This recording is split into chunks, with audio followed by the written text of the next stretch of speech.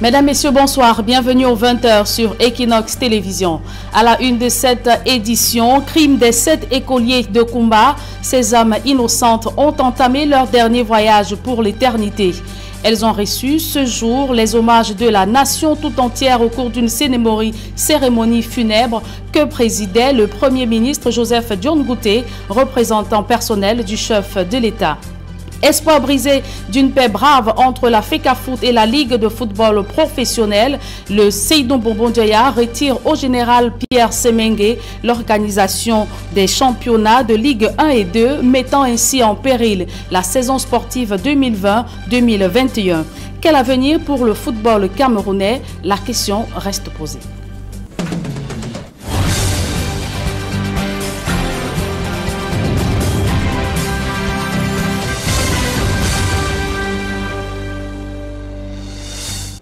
Une fois de plus, bonsoir mesdames et messieurs et merci de nous recevoir chez vous.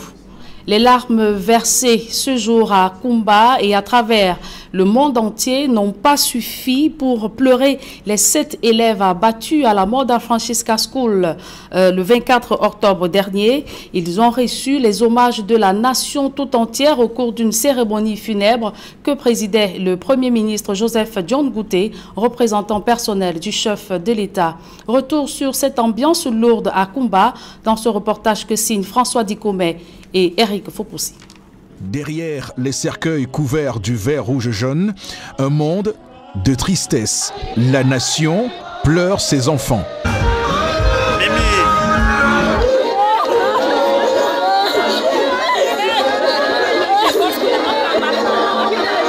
Des personnes présentes en nombre au Amusement Park de Kumba pour assister à la cérémonie officielle des obsèques des 7 élèves de la Mother Francisca Bilingual Academy, brutalement arrachés à la vie le 24 octobre dernier.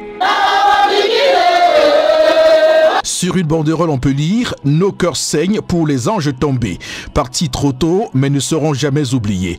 Reposez en paix, nos martyrs. » Mais, signe des temps, le début du repos connaît une perturbation. Avant la cérémonie, un véhicule transportant l'une des martyrs prend feu sur le chemin.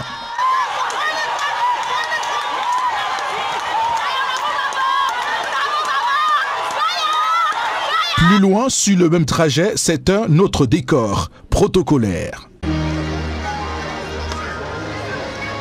Le Premier ministre représente le chef de l'État à ses obsèques. Joseph Dione Ngouté est porteur d'un message de compassion. Consoler les parents,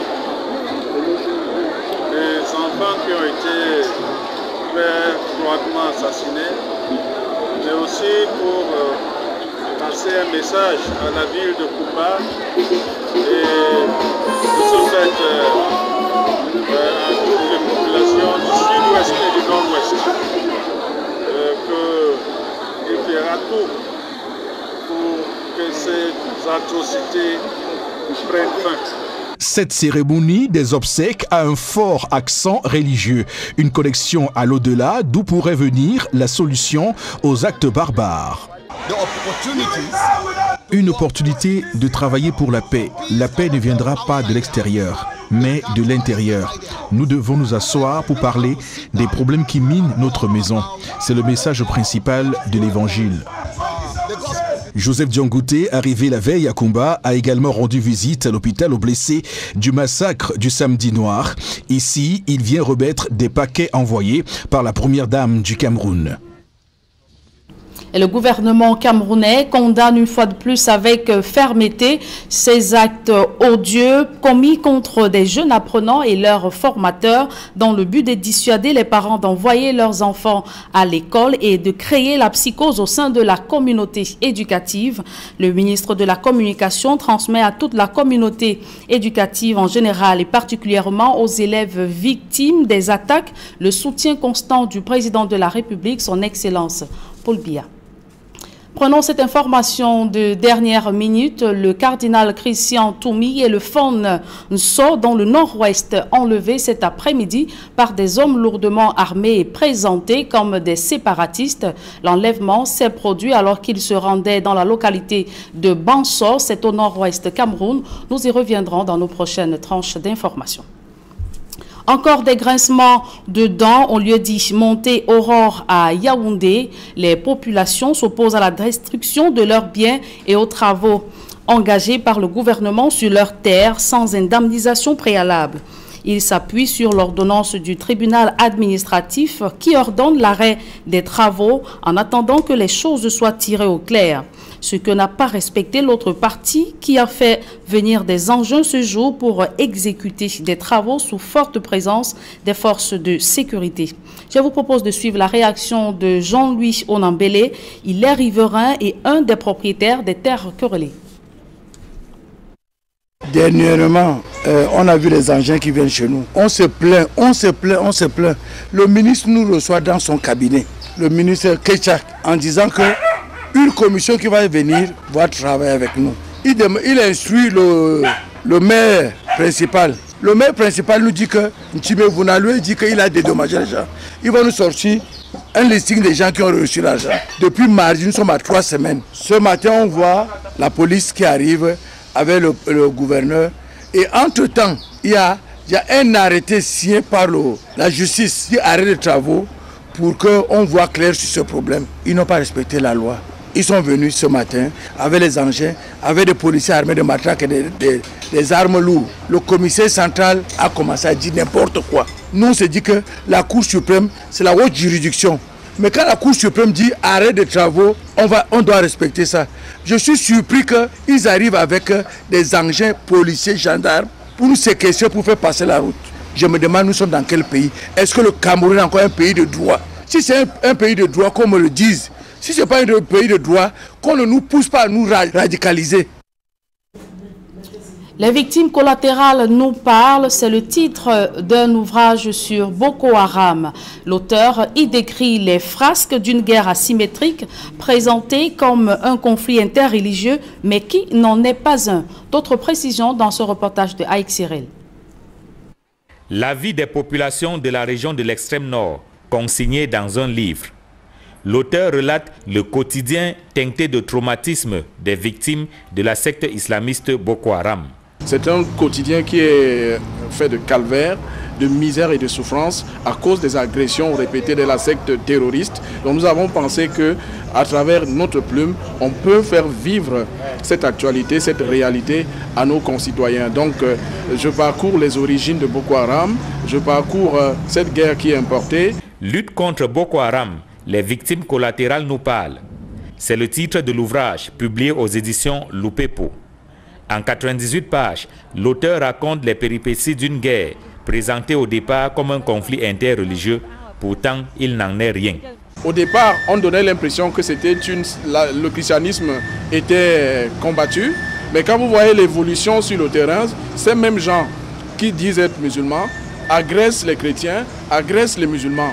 Ils se font exploser à la mosquée, ils se font exploser à l'église. Du coup, quand vous regardez, on ne peut pas conclure que c'est une guerre de religion. Quand ils attaquent un village, quand ils agressent des personnes, ils récitent des formules musulmanes, mais très clairement, beaucoup de musulmans que nous avons rencontrés ne se reconnaissent pas dans cette façon de pratiquer la religion-là.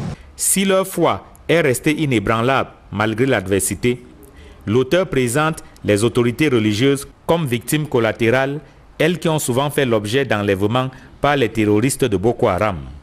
Et pour sortir de ce traquenard, l'auteur propose des pistes de solutions en plusieurs points. Si on est chrétien, on peut intervenir dans le sens de la prière, on peut aussi intervenir dans le sens de la générosité. Et maintenant, si on est médecin, psychologue, psychiatre, on peut aussi intervenir en faisant montre de ses capacités pour aider ces personnes-là qui, sur le plan moral et mental, sont affaiblies par ce qu'elles ont vu et ce qu'elles ont subi. Lutte contre Boko Haram, les victimes collatérales nous parlent. Le livre met sur la sellette les frasques de la secte islamiste, tout comme il questionne cette guerre asymétrique qui a plongé pasteurs et fidèles, en plus des forces de défense et autres civils, dans la misère au quotidien. Voilà plus d'un an que l'activité économique est paralysée dans la ville de Kiossi, au sud de Cameroun. La pandémie du coronavirus et la fermeture des frontières par la Guinée équatoriale le 11 octobre 2019 ont plongé les opérateurs économiques locaux et commerciaux gabonais et camerounais et équato-guinéens dans un désarroi sans précédent. D'autres précisions dans ce reportage de Roger Takala, Jean-Paul Chouniat. À la fermeture unilatérale de la frontière par la Guinée équatoriale le 11 octobre 2019, l'économie locale de la ville camerounaise de Kiossi tournait déjà au ralenti. Depuis ce 11 octobre jusqu'à nos jours, la frontière est fermée, les activités ont chuté, ont baissé. Je peux dire que Kiossi est même mort. Il n'y a plus rien à Kiossi actuellement qui tourne. La vitalité économique reconnue jadis à cette ville carrefour a encore pris un sacré coup avec l'arrivée de la pandémie Covid-19 dès le mois de février 2020. Ce qui poussait alors les autorités gabonaises à fermer à leur tour la frontière avec le Cameroun. Conséquence, l'arrêt de la circulation des personnes et l'échange des marchandises dans ces trois pays phares de la CEMAC a plongé Kiossi dans une morosité économique sans précédent. Kiossi vit grâce aux deux frontières. Nous avons nos partenaires en Guinée, les autres au Gabon. Quand la Guinée ferme comme ça, Kiossi meurt aussi, l'économie meurt. Quelqu'un peut facilement faire même une semaine sans vendre 5 000. Alors que ça, c'est un centre commercial où, à l'époque, on avait des grandes recettes, on faisait des grandes recettes tous les jours. Nous, on maintient seulement parce que nous sommes un peu des anciens sur le terrain. C'est ce qui fait qu'avec la famille, tu ne peux pas fermer aussi. Si tu fermes, tu auras des difficultés. Des dizaines de commerçants ont déjà fermé boutiques et magasins depuis des mois. Et les bailleurs cherchent désespérément locataires pour tenter de rattraper des manques à gagner considérables. Dans cette affaire, la municipalité du coin ne sait plus où mettre la tête. Les recettes locales issues des impôts et taxes communales diminuent au quotidien. Kiossi est une ville commerciale et les principaux clients sont ceux-là qui viennent des villes, des pays voisins, c'est-à-dire la Guinée équatoriale et le Gabon. Et une fois que les frontières sont fermées, l'activité économique chute. L'activité économique chute et tout devient compliqué. Donc c'est vrai que au niveau de l'État central, des démarches ont déjà été entreprises.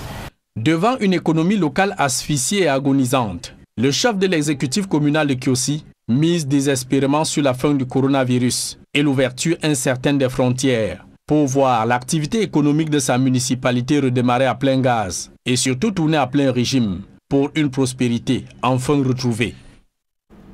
Accentuer les investissements dans la ville de Douala, mettre fin au calvaire des populations, notamment celui des routes. Tels sont les défis majeurs de l'exécutif municipal au moment où l'année 2020 s'achève. Autre priorité majeure, c'est mettre fin ou la lutte contre l'insécurité avec le phénomène des microbes. On voit tout cela dans ce reportage de Georges Mitterrand, Donald Brice Kamgan. La dégradation du réseau routier à Douala, c'est l'une des priorités de la mairie de ville en 2021. Les routes principales pour lesquelles cette administration a compétence devront afficher un meilleur visage. L'entretien routier et d'une manière générale la mobilité, les routes, le transport public. Voilà une des premières priorités de notre action. Nous avons l'éclairage public, on a commencé, on va continuer. Il s'agit d'avoir l'éclairage des principaux axes à 100%. Au moins les principaux axes, avoir l'éclairage, non pas un jour sur 2 ou un jour sur 3, mais tous les jours. Les investissements sur les infrastructures, il faudra d'autant plus accentuer les financements des projets qu'en 2020, les attentes en matière d'amélioration du cadre de vie des populations ont été mises à rude épreuve pour diverses raisons, notamment la lutte contre le coronavirus. Nous avons, notamment en matière de transport, de mobilité urbaine, un plan novateur qui doit permettre d'améliorer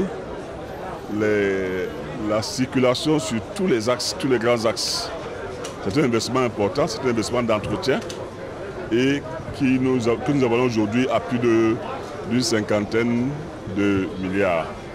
sur 3 ans. L'actualité est marquée par le phénomène des microbes, ces bandes de jeunes qui écument les quartiers avec armes blanches pour agresser les populations. Les autorités municipales conviennent qu'au-delà des réponses sécuritaires à cette problématique, il importe de renforcer les moyens de lutte contre l'oisiveté, une cause majeure de cette gangrène. Nous avons justement, en ce qui nous concerne déjà, pensé beaucoup de projets qui pourraient déjà les intéresser. Et au niveau de la commune, il y a ce qu'on appelle la méthode IMO qui nous permettra à coup sûr d'associer les jeunes dans des travaux communautaires. Il faudrait une synergie d'action en intégrant non seulement les comités de vigilance qui sont établis dans tous les arrondissements, mais il faudrait également la bonne volonté des villages, donc les autorités traditionnelles. La mairie de ville de Douala achève ce conseil en adoptant parmi ses orientations pour 2021 la recherche de nouvelles niches de financement des projets pour répondre aux besoins des populations. Ces 57 milliards de francs CFA de budget actuel étant loin des moyens nécessaires. Exécution du budget d'investissement dans la région de l'Est. Les entorses et magouilles observées lors des passations des marchés publics plombent la consommation des budgets et freinent la construction des ouvrages. C'est le cas de l'hôtel de ville de Doumé. Benjamin Issam. Parmi les mots qui minent le secteur des marchés publics dans la région de l'Est, il y a le non-respect des procédures prescrites par le Code des marchés publics. Le ministre demande à Mme Maire d'annuler son deuxième appel d'offres et de respecter le résultat du premier appel d'offres. C'est tout. Ce n'est pas magique. Le code de marché est clair.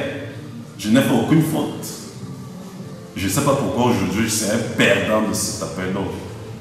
J'ai d'abord souffert pour cet appel d'offres depuis le départ. Il y avait d'abord un appel d'offres restreint. J'étais le seul candidat. Mais comme le code de marché public dit qu'à moins de 3 candidats, on ne peut pas considérer le résultat, le maître d'ouvrage a annulé cet appel d'offres restreint et a relancé un appel d'offres ouvert où tout le monde pouvait venir postuler. Cet opérateur économique s'est vu attribuer le marché de construction de l'hôtel de ville de Doumé en 2019. Un appel d'offres fructueux pour lui, mais la suite des événements sera de mauvais goût. Mon concurrent déjà n'avait pas fait une requête quand il a su qu'il a perdu le marché. La commission a proposé au maître d'ouvrage que j'ai gagné le marché. Malgré réticence du maître d'ouvrage pour signer la décision, elle a fini par la signer. Mais aujourd'hui, on me dit que l'appel d'offres est annulé. Contre toute attente, le maître d'ouvrage va marquer avis non favorable et lancer un nouvel appel d'offres et le même marché sera attribué à un autre soumissionnaire. Je ne vois pas de suite. Et apparemment, le nouveau bureau d'études qui a été adjudicataire est déjà en train de se mobiliser sur le terrain. Ça, je me pose la question. Comment je ferais pour entrer dans mes droits? Parce que je ne demande que ça. Qu'on me reconduise dans mes droits. Ce dossier est bien connu au ministère des marchés publics, mais les lignes n'ont pas bougé jusque-là.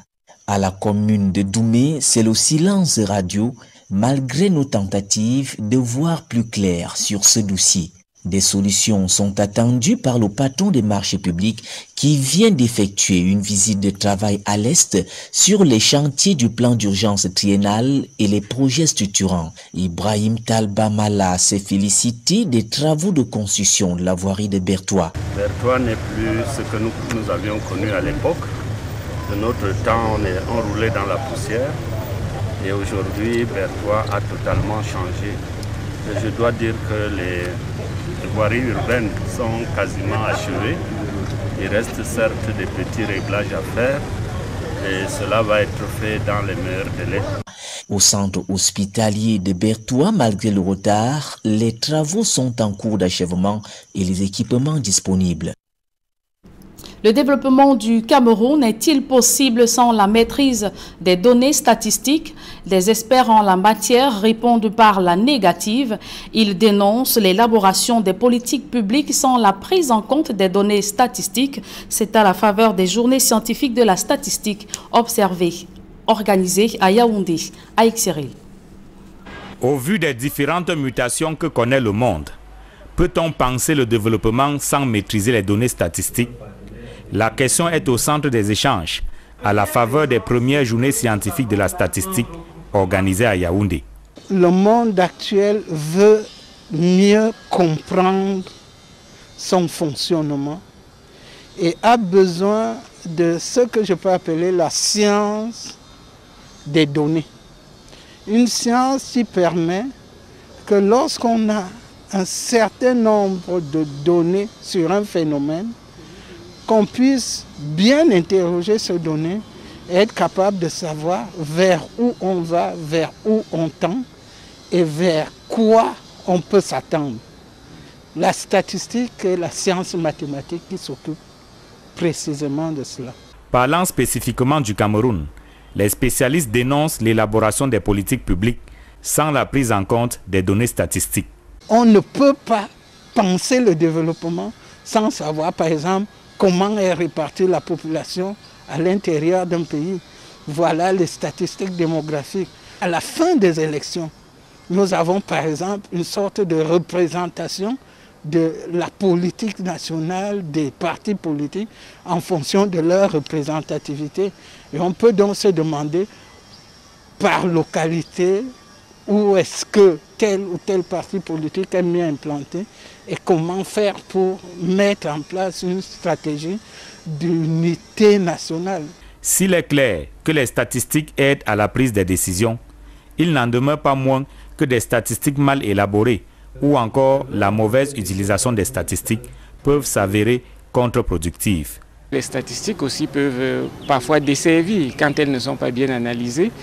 Elles peuvent être utilisées à des fins plutôt malveillantes.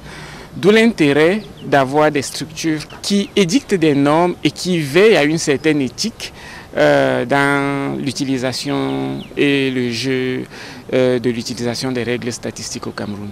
Sous l'égide de la Société camerounaise de statistique, statisticiens confirmés et statisticiens en herbe réunis à Yaoundé invitent les pouvoirs publics à repenser le développement du Cameroun en y incluant des données statistiques.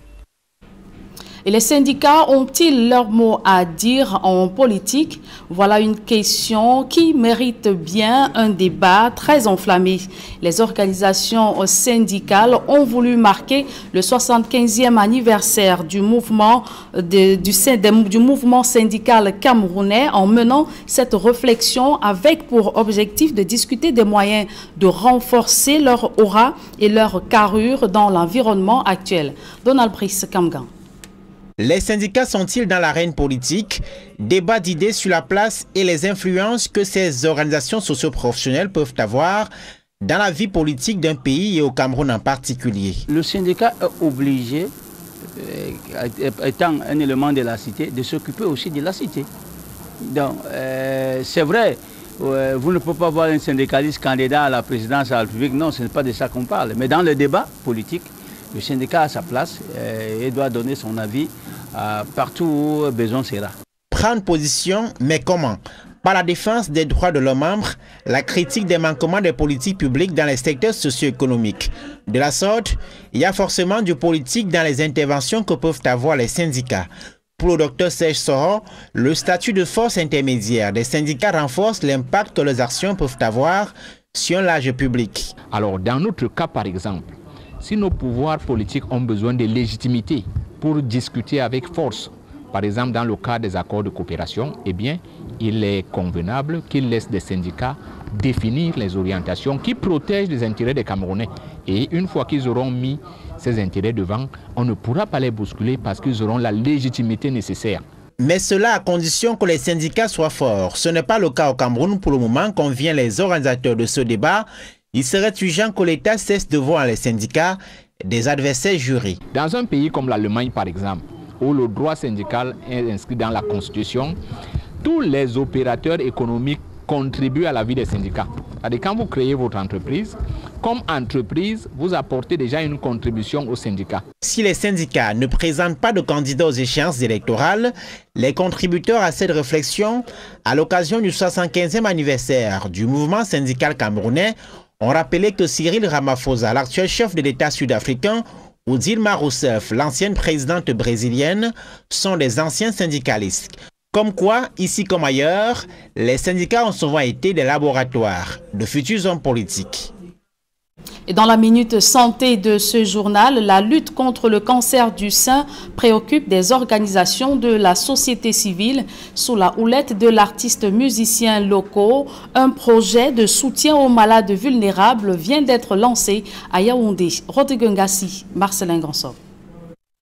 Le cancer du sein est le plus fréquent chez la femme. Si les personnes âgées sont les plus touchées, il y a également que de plus en plus. Cette pathologie n'épargne pas les plus jeunes. Avant, on disait que c'était la maladie des vieux, que non. Aujourd'hui, elle touche, on voit des jeunes filles de 18 ans, tout comme on voit des jeunes dames de 33 ans, tout comme on voit des mamans de 60 ans.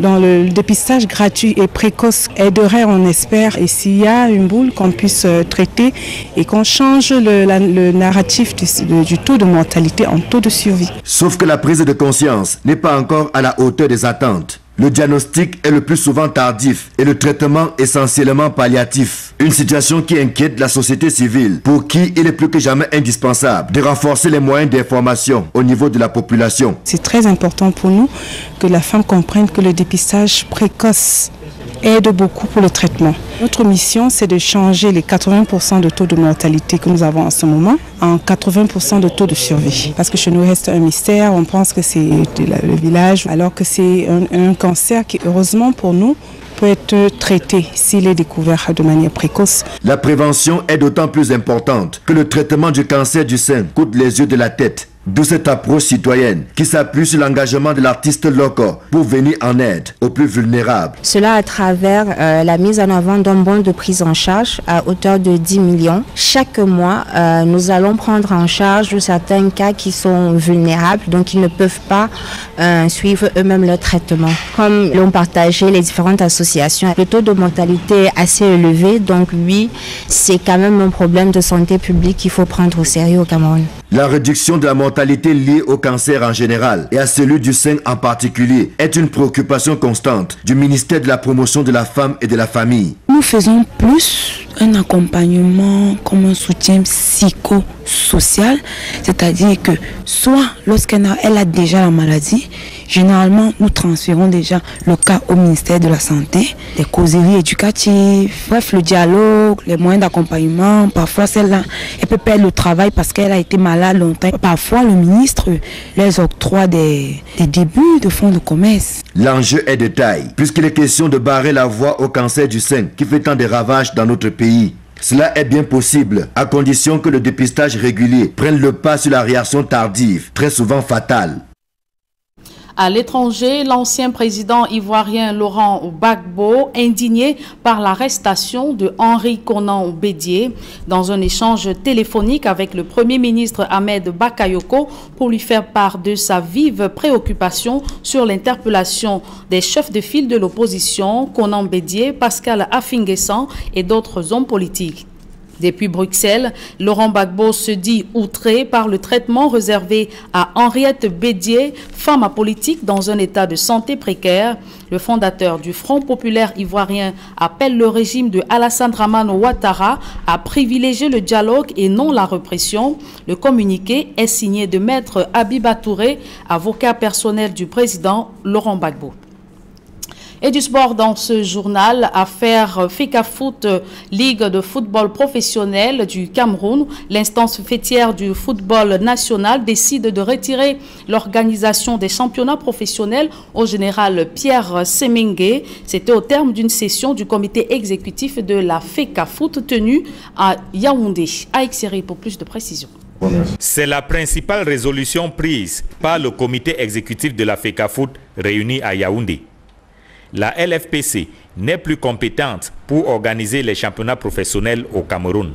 Le comité exécutif statuant à l'unanimité des membres présents décide de retirer, à compter de ce jour, l'ensemble des compétences déléguées à la LFPC. D'ailleurs, il n'existe aucune convention de délégation de compétences entre la dite Ligue et la FECAFOOT. Pour justifier cette deuxième suspension de la LFPC, qui ne dit pas son nom, la FECAFOOT évoque l'organisation du match d'ouverture de la saison au mépris de la réglementation selon elle.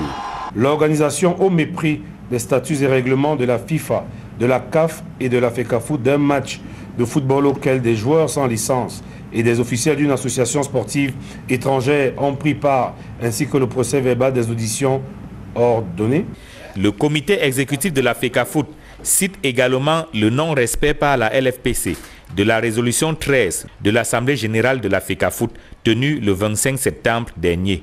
Au vu des manquements, dysfonctionnements internes ou défaillances constatées de la LFPC qui transparaissent à travers la remise en cause de la résolution numéro 13 prise par l'Assemblée générale de la FECAFOOT le 20 septembre 2020, la cacophonie dans l'organisation des assemblées générales au sein de la LFPC. Puisque pour la FECAFOOT, le match Panthère-Coton disputé le week-end dernier est nul et de nul effet, elle annonce la publication dans les prochains jours des conditions dans lesquelles le kick-off de la nouvelle saison sera donné. L'ensemble des modalités relatives à l'organisation des championnats professionnels Ligue 1 et Ligue 2 sera communiqué en vue du démarrage effectif des 10 championnats dans les tout prochains jours. Le comité exécutif de la FECAFOOT s'est réuni en 2 temps pour prendre ses décisions. Après la suspension des travaux lundi 2 novembre dernier, le COMEX s'est à nouveau réuni mercredi 4 novembre 2020. Et de la réclame dans ce journal, assistance à l'éducation, la Société anonyme des brasseries du Cameroun récompense les meilleurs élèves du département de la Vina, c'est dans la région du Nord. La SABC a remis des fournitures et kits scolaires aux meilleurs apprenants. Reportage. Après le littoral, le sud et le centre, la caravane du groupe SABC a déposé ses valises dans le septentrion à la poursuite de la promotion de l'excellence scolaire ce 24 octobre 2020. C'est un total de 300 kits scolaires qui ont été remis aux élèves les plus méritants du département de la Vina lors d'une cérémonie très courue à l'école catholique Notre-Dame des Apôtres de Ngaoundéré. Une reconnaissance du travail bien fait pour les enfants, mais également un coup de pouce pour les parents qui se voient ainsi soulagés d'une charge économique importante grâce à ces kits scolaires constitués de sacs à dos, de gourdes d'eau pour limiter la propagation des maladies hydriques et de tous les livres inscrits au programme allant des classes de cours préparatoires au cours moyen 2 pour la section francophone et de classe 1 à classe 6 pour la section anglophone. Thank you very much, Brasseries, for this prize. They gave me readers and a bottle of water to put water inside my bag. Je dis merci aux brasseries de m'avoir donné ce cadeau. Je veux bien étudier pour avoir encore. En ce temps du Covid-19, ça va nous aider à utiliser l'argent qu'on allait acheter les manuels scolaires à faire autre chose pour aider nos enfants. Nous promettons de bien faire usage de ces dons. Outre les élèves primés et leurs parents qui promettent de faire bon usage de ces kits scolaires, l'administration y voit également un geste responsable de la part d'une entreprise citoyenne qui, malgré la pandémie qui a paralysé ses activités, a tenu à honorer son engagement citoyen dans le volet éducation en contribuant à la formation de la jeunesse de demain. Nous ne pouvons qu'encourager les brasseries du Cameroun à aller de l'avant et à diversifier ce genre d'opération parce qu'en fournissant tous les livres et tous les cahiers et un sac aux enfants, ils allègent les parents dans leur quête pour une éducation meilleure et plus grande. Donc les brasseries du Cameroun nous aident dans plusieurs secteurs. Pour le groupe SABC, pareille initiative rentre en droite ligne de son engagement à toujours promouvoir l'émergence d'une jeunesse plus performante pour répondre aux besoins de développement du Cameroun. L'éducation, c'est le premier axe de notre action RSE. C'est pour cette raison qu'on donne les kits scolaires pour encourager les enfants au travail bien fait, qui est le seul gage de la réussite scolaire et de la réussite dans la vie. En plus de rappeler à la jeunesse du septentrion que le groupe SABC, c'est vous, à travers ces caravanes de l'excellence scolaire, le leader agro-industriel camerounais poursuit son engagement dans l'ouest du pays auprès des couches les plus faibles, convaincu dans son ADN qu'un enfant qu'on éduque est un homme qu'on gagne.